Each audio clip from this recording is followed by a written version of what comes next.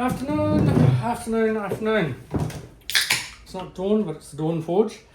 This is Too Easy, Juicy Hazy Pale Ale. Right, so heat treatment. There comes a time on every knife when you're sick of sanding the damn thing and you decide to heat treat it.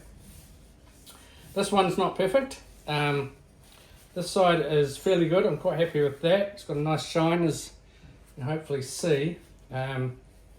It's a slight imperfection here. But generally speaking, it's pretty good. This side is not as good. There's a line of sort of scratches down the bottom, and one mark up near the top as well.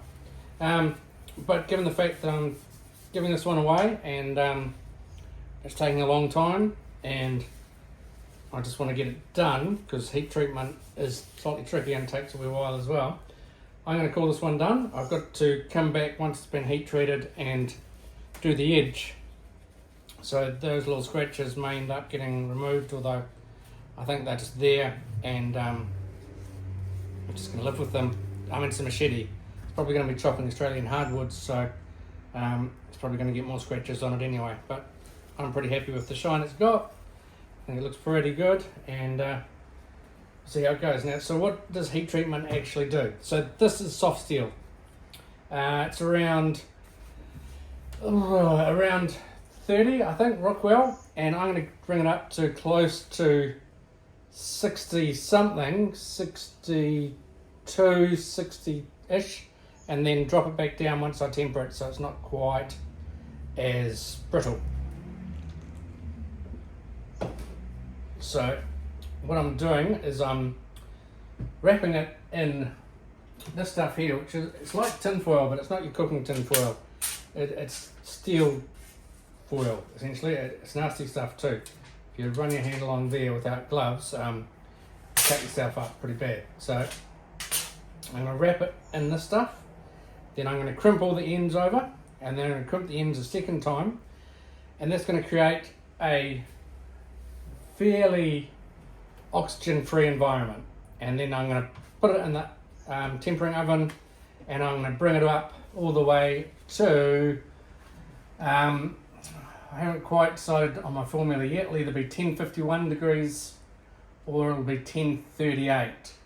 I want this to be hard, but not so hard that it shatters, but tempering will take some of that away from it. So probably I'll have a little bit of a look more, but this book gives me the ideal temperature range for heat treatment. It's written by Dr. Laren Thomas, so he's the guru in this kind of stuff. So he recommends between 1900 and 1950 Fahrenheit, which is between 1051 and 1038 for us who deal with Celsius, and then he suggests that you temper it between 300 and 450 degrees Fahrenheit, and I'm looking at between 149 and 177, but I haven't quite decided on where I'm going to go with that, so I'm going to do that shortly. But first,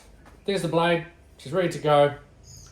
Here's the tin foil, going to wrap that up, turn the oven on, get it in there, bring it up to temperature, hold it for 15 minutes, take it out, put it between two humongous pieces of aluminium, which I'm actually going to put in the freezer to keep them cool, or cooler than room temperature. It's pretty warm today.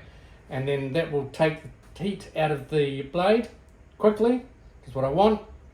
And then I've got to clean it up. So, well, I've got to temper it and clean it up. So at that point, it'll be probably still a bit mucky, even though I've cleaned it. You always tend to get a little bit of oxygen in there, which tends to colour the steel a little bit. So I'll clean that up once I've tempered it, and then I will do this final shape, which is basically just getting the bevels to go onto a convex edge. So I'll do that, convex edge on this, sharpen it up, get the handle on.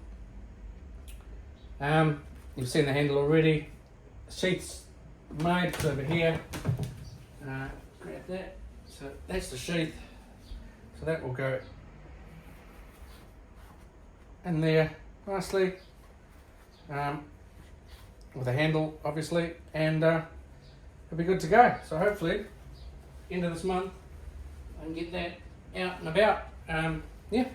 So next step is to get it in the oven, and I'll show you what that looks like hopefully when I bring it out of the oven, because it's well, I'm going to apologise now, you only get one chance at it, and if you do it wrong, well, actually you can do it again, but it's a pig of a thing to do, and it's bloody hot and dangerous, so I'll do it once, and if I stuff up the photography on that, then hey, so be it.